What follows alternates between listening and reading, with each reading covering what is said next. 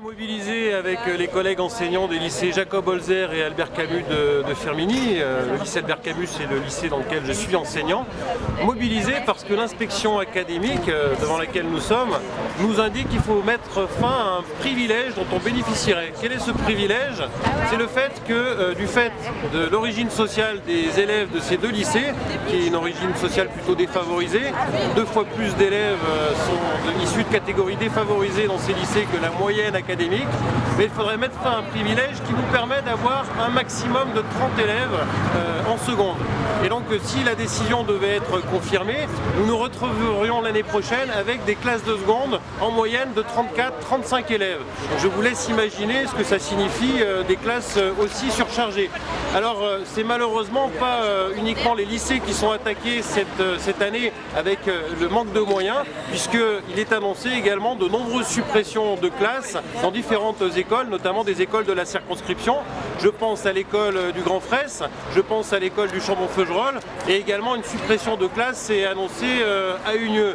Donc tout ça est inacceptable, d'autant plus inacceptable que le gouvernement a annoncé il y a quelques semaines une réduction d'impôts pour les patrons qui bénéficient des dividendes au niveau des actions, ce qui a permis à Carlos Ghosn quand même de bénéficier d'un supplément de 6 millions d'euros de revenus, alors qu'on ne nous dise pas qu'il n'y a pas de moyens. En réalité, il faut choisir comment on oriente ces moyens. Et ce que je demande aujourd'hui, c'est qu'on revienne sur cette exonération fiscale liée aux dividendes des actions et qu'on attribue les moyens pour assurer à l'ensemble des établissements scolaires, qu'il s'agisse des lycées mais également des écoles primaires, les moyens de pouvoir fonctionner et de pouvoir continuer à avoir des classes de seconde tout simplement avec moins de 30 élèves.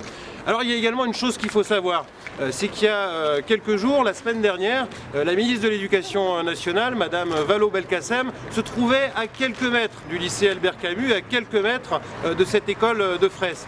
Elle est venue soutenir Madame Juban, porte-parole locale de Monsieur Valls, qui est candidate aux élections législatives dans la 4e circonscription de la Loire. Ce qu'elle a fait, c'est qu'elle a apporté son soutien à cette candidate, mais elle n'est pas venue nous apporter son soutien à nous qui sommes des enseignants dans la difficulté. Donc il faut absolument revoir tout ça. C'est le sens de mon engagement à l'occasion de ces élections, indiquer qu'il faut vraiment mettre une priorité à l'éducation nationale. Il y a des moyens extrêmement importants aujourd'hui en France et il faut faire cette priorité parce que c'est le moyen d'assurer à chacune et à chacun l'égalité devant le système scolaire. On sait qu'aujourd'hui c'est extrêmement important de pouvoir avoir des élèves formés dans le monde qui s'ouvre. Vas-y.